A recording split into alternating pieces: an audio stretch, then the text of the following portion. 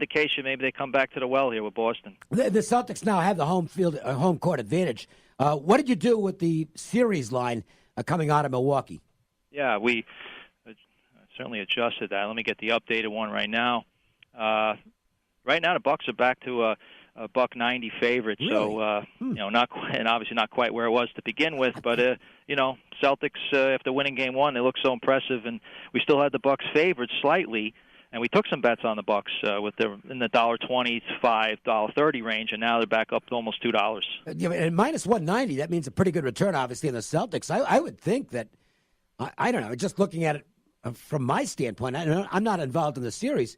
But if I like the Celtics in Game 3, I'd rather take the money line for the series than a Game 3 bet. To me, that's a better value.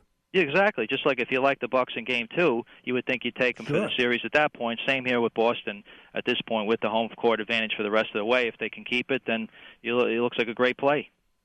Let's go to the Nuggets and Blazers. And in that matchup, that'll be tomorrow as well. 1-1 going to Portland. Now, and again, this is just an opinion on my part. I got a feeling you're going to see Portland money in this one. Yeah, with bettors, I'm sure, right now they don't know what to make of this series because both teams look impressive each game, and now this shifting to Portland and Denver has been, they won one road game thus far in the playoffs at San Antonio, and they were looking pretty lousy after the first quarter of that game. So I think you might see some bettors jumping on Portland here, considering Denver's road woes and Portland being a really good home team, certainly in the playoffs. The could-have, would-have, and should-have Houston Rockets are now 0-2, returning home. And, two questions on this. What's the money on this game? And is this series, is the handle on this game supersede all the other series by a large margin? Yeah, the series, as far as series monies go, it's definitely trumps all the other series, and right now we're up to almost 7-1 with Golden State for the series. So big adjustment there, even though they've really done what they're supposed to, win your home games, and now Houston's at home, and what we're seeing here and behind the counter right now is even action. But I do anticipate bettors to come in on that first half trend. We've heard it a million times when a team is down 0-2. That first half, they're supposed to come out great and have that epic first half. Let's check out what the action's showing on the ice, and we'll start with the Bruins and Blue Jackets playing Game 4 tonight. What's the money look like there? Yeah, this one's pretty lopsided in terms of ticket count, with the Bruins about 70% of the tickets on Boston, but the money here is slightly more money on Columbus, and it's all public money, so there's been really no sharp side to this game. So I think we're just going to see great two-way action here. Maybe some more Bruin money come in before the game, and all we've seen is under money thus far. So it looks like we may need the over. That could be the one thing we do need as opposed to the sides. Before we get to the Sharks and Avalanche also tonight, you talked about the sharp money in hockey. Are there more sharp players in the NBA, or do you have an equal amount in the NBA compared to the NHL? I'd say it's an equal amount, NBA and NHL. Sometimes they jump on series prices more so than individual games. Certainly in the NBA, that seems to be the case thus far. NHL, I think it's more game-by-game basis. And the Sharks and Avalanche tonight. Yeah. Sharks and Avalanche tonight. This one, as I thought would be the case, San Jose has a few more tickets on them, but the money's a little bit stronger on Colorado. Right now, about 2-1 cash on Colorado, so that's a must-win for them. So I expect us to maybe need the Sharks, come 7 o'clock. Now, I'll be interested to see what happens as far as the betting goes tomorrow in the Islanders-Hurricanes game, because it's a potential sweep situation for Carolina. But I think going into this series, from what I gather, talking to most of the shops around town, this is a good result so far. They had a lot of Islanders money coming off that great series against Pittsburgh, and it's a New York team against kind of a small market squad. So is this result working out the way you expected? And what do you expect to happen as far as the betting goes for Game 4? Yeah, this has been so far a great result for us. The Islanders have surprisingly became a very public team, and I'm an Islander fan, so it is paying me to say a lot of this, but it is what it is, and I don't feel a lot of these games, at least the last two games, have been priced right, where I think Carolina's just been disrespected in the market, and the Islanders got too much respect with their sweep over Pittsburgh. And finally, here in Game 4, I think you're starting to see somewhat of the right price with Carolina. They're around $1.45 range, but right now we're just seeing low volume and this two-way action here. So it's really hard to gauge what bettors are going to do. I would think people might have been tired with the Islanders and look for the sweep here. Of the four series, the St. Louis Blues are the largest favorite against Dallas at about $1.50. Yeah. And are people buying into the favorite, or do they think Dallas can win a couple in a row? Right now with Dallas, we're going to need, and we still do from the beginning and up until now, we need the Blues to win that series. So we've taken more Dallas money, but not by that much, but certainly enough to move the number. All right, let's look at a couple of baseball games tonight. There are only two, in fact, on the schedule tonight. But with just two games, you would expect that these two will get maybe a little more volume than normal because they're the only two games out there. Yeah. The Red Sox and White Sox, and boy, I mean, it looks like you can't stop the Boston money here. Yeah, as from a few seconds ago, we had about almost 2 times more tickets on the Red Sox. It was even about an hour ago, but we're starting to see the Red Sox money flow. And a few more dollars right now are actually on the White Sox. But again, I think that's going to change. And, as usual, when the Red Sox are on the road and as a favorite, we probably will need the dog here come game time at 5 o'clock. So still almost 3 hours away. Last week, I think we talked to you, and we were talking about a sweep going on Thursday, and people were betting the sweep. Well, the Angels going for a 3-game sweep tonight against Toronto. Are people on the Angels, or do they think the Blue Jays can win one game in this series? Bettors look like they're agreeing with you with the sweep philosophy. It's 2-1 ticket count on the Angels and about almost 3-1 on the money on the Angels right now. So looks like the line movement is correlating to the bets. We're talking with Will Bernanke. You can follow him on Twitter at the Moneyline Guy, and he's part of the great team at CG Technology Sportsbooks all over our beautiful city. Let's talk a little NFL because you've already put a lot of stuff up, and there's more to come. Oh, there's a ton to come right now. As far as some teams seeing some, we do have season wins, over-unders, and we have Arizona right now seeing some over-action. I just wanted to give people an update after the draft here, what people are betting.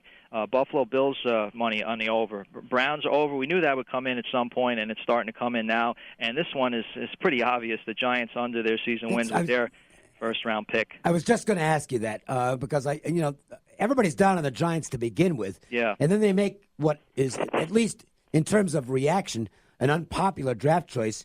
And it's like, this is going to turn into, remember the Jets 2 years ago? I mean, everybody's just pounding anything under to do with the Jets. Didn't work out, by the way, because the Jets won more games than they were supposed to win that year, at least according to what was projected.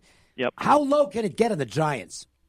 Right now we're at 6. I could see it getting to 5.5. I don't see 5, but 5.5 with a few more big bets on the Giants could push it down there because 6 and 10 is quite the cutoff there, and especially if they switch quarterbacks, it's not far-fetched to see a 3 and 13 type of season with the Giants. Listen, I can't disagree with that. I mean, of course, I didn't disagree with it a couple of years ago with the Jets either. So just because we think it's going to go one way doesn't mean it will. Yeah, that was the year everyone said the Jets are the worst team, and the Browns went 1-15. Yep. So I remember that year very well.